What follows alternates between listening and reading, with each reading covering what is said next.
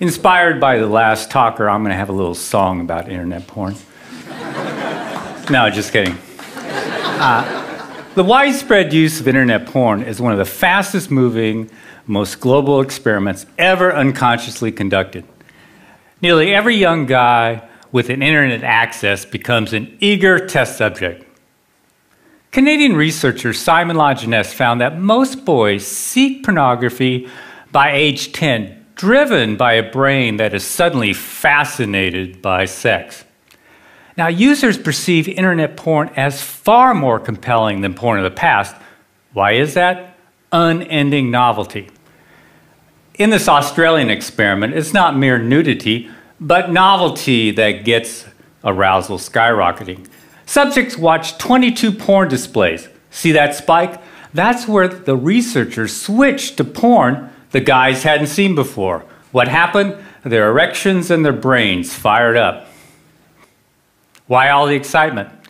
Mother Nature likes to keep a male fertilizing willing females as long as any new ones are around. In that top line, the ram, he needs more and more time to mate with the same old ewe. But if you keep switching females, the bottom line, well, it's just not the same. He can get the job done in 2 minutes flat and keep going until he is utterly exhausted. This is known as the Coolidge effect. Without the Coolidge effect, there would be no internet porn. This old mammalian program, the Coolidge effect, perceives each novel female on a guy's screen as a genetic opportunity. To keep a guy fertilizing the screen, his brain releases the go-get-it neurochemical dopamine for each novel mate or image. Eventually, the ram will tire, but as long as the guy can keep clicking, he can keep going, and so will his dopamine. With internet porn, a guy can see more hot babes in 10 minutes than his ancestors could see in several lifetimes. The problem is he has a hunter-gatherer brain. A heavy user's brain rewires itself to this genetic bonanza, so his brain becomes associated with this porn harem. Such behaviors that are associated with this are being alone, voyeurism, clicking, searching, multiple tabs, fast-forwarding, constant novelty, shock, and surprise. As one young guy once asked, are we the first generation to masturbate left-handed? Now, real sex, in contrast, is courtship, touching, being touched, smells, pheromones, emotional connection, interaction with a real person. Now, what happens when our guy finally gets with a real mate? Well, researchers don't know much about the effects of internet porn for several reasons. In 2009, when Lajeunesse tried to study porn's impact, he couldn't find any college-age males who weren't using it. So the first serious dilemma is that studies have no control groups. Now, this creates a huge blind spot. Imagine if all guys started smoking at age 10 and there were no groups that didn't. We would think that lung cancer is normal for all guys. Undaunted by his lack of non-users, Lajeunesse asked 20 male students, is internet porn affecting you or your attitudes towards women? Their answer, nah, I don't think so. But they've been using it for about a decade then, pretty much nonstop. This is like asking a fish what it thinks about water. Which brings us to a second problem. Now, researchers haven't asked porn users about the symptoms Zimbardo described in The Demise of Guys. Arousal addiction symptoms are easily mistaken for such things as ADHD, social anxiety, depression, concentration problems, performance anxiety, OCD, and a host of others. Now, healthcare providers often assume that these conditions are primary, perhaps the cause of addiction, but never really the result of an addiction. As a consequence, they often medicate these guys without really inquiring about if they have an internet addiction. So guys never realized that they could overcome these symptoms simply by changing their behavior. Now, the third problem is it's hard to believe that sexual activity can cause addiction because sex is healthy. But internet porn is not sex. Internet porn is as different from real sex as today's video games are from checkers. Watching a screen full of naked body parts won't automatically protect one from arousal addiction. In this Dutch study, here's the title, they found that, in fact, of all activities on the internet, porn has the most potential to become addictive. Here's why. This ancient program, the reward circuit, evolved to drive us towards natural rewards, such as sex, bonding, and food. As a consequence, extreme versions of natural rewards have a unique ability to capture us. For example, high-calorie foods or hot, novel babes give us extra dopamine. Too much dopamine, though, can override our natural satiation mechanisms. For example, give rats unlimited access to junk food, and almost all of them will binge to obesity. This is also why 4 out of 5 Americans are overweight, and about half of those are obese. That is, addicted to food. Now, in contrast to natural rewards, drugs such as cocaine or alcohol only hook about 10% of users, whether they are rats or humans. This binge mechanism for food or sex was once an evolutionary advantage. In essence, it is getting it while the getting is good. Now, you can think of wolves packing away 20 pounds of meat per kill, or it's mating season and you're the alpha male. What if mating season never ends? All those hits of dopamine can tell your brain to do 2 things. First, they say, man, you have hit the evolutionary jackpot. Second, they kick in a molecular switch called delta phos-B. I know it's a fancy word, but dopamine kicks in delta phos-B, and that starts to accumulate in the brain's reward circuit. Now, with excess chronic consumption of drugs or natural rewards, this buildup of delta phos-B starts to alter the brain and promotes a cycle of binging and craving. If the binging continues, the delta phos-B builds up and it can lead to brain changes seen in all addicts. So the dominoes are excess consumption, excess dopamine, delta phos-B, brain changes. One of the first changes is a numb pleasure response. It kicks in, and so everyday pleasures really don't satisfy a porn addict. At the same time, other physical changes in the brain make the brain hyperreactive to porn. Everything else in the porn user's life is sort of boring, but porn is super exciting. Finally, his willpower erodes as his frontal cortex changes. I can't emphasize this enough.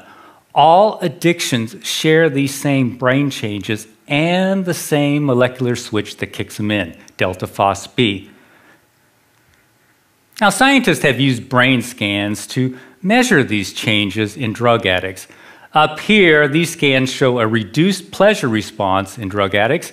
These and several other changes have also been seen in gambling addicts, food addicts, very recently in video game addicts, and now in internet addicts. I apologize for filling up this slide with brain studies. Just notice the dates, but I want you to know that they exist. So far, all brain research points in only one direction.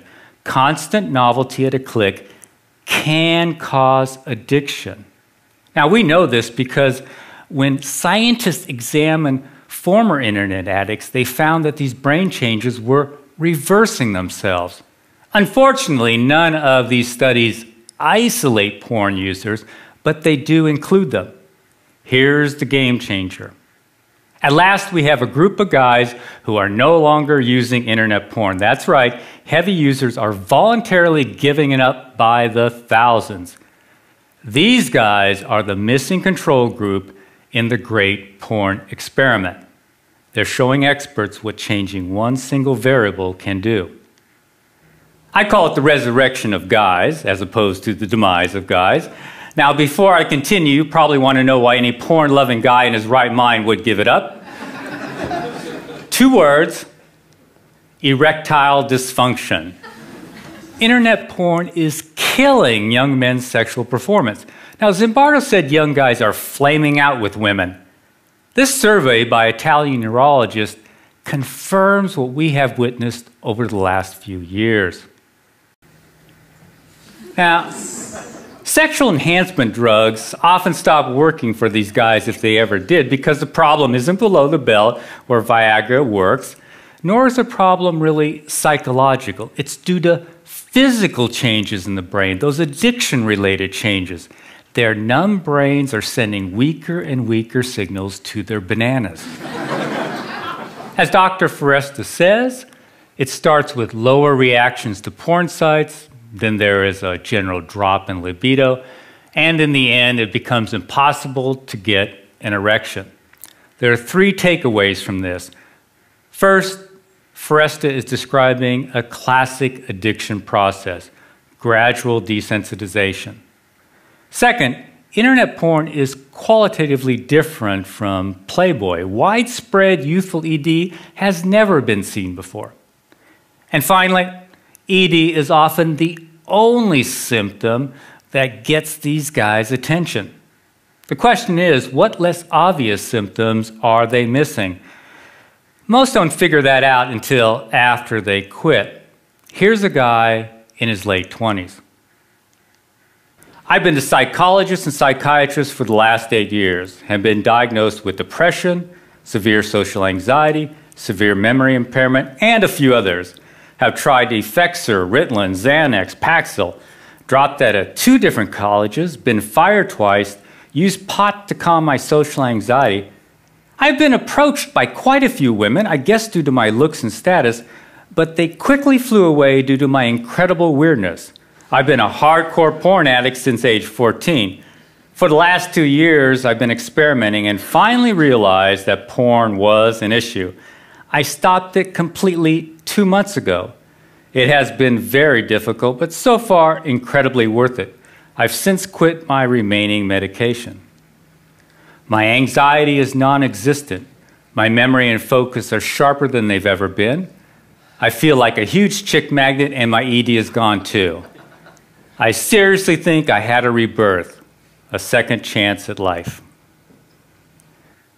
This is why pockets of guys are appearing all over the web, bodybuilding sites, sports sites, pickup artist sites, wherever men congregate. In essence, they are seeking a neurochemical rebirth. Here's a group on Reddit.com who call themselves Fapstronauts. Fapping is slang for solo sex, but what they really mean is giving up porn. They've added about 2,000 members since I captured this picture a month ago. This movement to unhook from porn is growing rapidly. In fact, groups are springing up all across the web and in Europe too. But there is a bizarre fly in the ointment. Guys in their early 20s aren't regaining their erectile health as quickly as older guys. How can a 50-year-old get his mojo back quicker than a 20-something? The answer, even though older guys have been using porn a whole lot longer, they didn't start on today's internet porn. Now, we know this is a key variable because the older guys didn't start having sexual problems until after they got high-speed internet. Now, today's young teens start on high-speed internet when their brains are at their peak of dopamine production and neuroplasticity. This is also when they are most vulnerable to addiction, but there's another risk.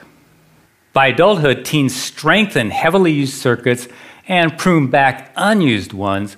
So by age 22 or so, a guy's sexual taste can be like deep ruts in his brain. This can cause panic if a guy has escalated to extreme porn or porn that no longer matches his sexual orientation. Fortunately, brains are plastic, so his taste can revert once he quits porn. As the guy returns to normal sensitivity, his brain looks around for the rewards it evolved to seek, such as friendly interaction and, of course, real mates. Here's one more example of what we hear every day. I feel like the next Sir Isaac Newton or Leonardo da Vinci. Since I quit a month ago, I've literally started a business, taken up piano, been studying French every day, been programming, drawing, writing, started managing my finances, and I have more awesome ideas than I know what to do with. My confidence is sky high. I already feel like I can talk to any girl. I'm the same guy who took 2.5 extra years to graduate from college because of procrastination and depression. I'll conclude with a wish. I'd like to see some Bardos guys who are wiping out and their caregivers and the experts listen to the thousands of men who are teaching us about arousal addiction by escaping it. Thanks for listening.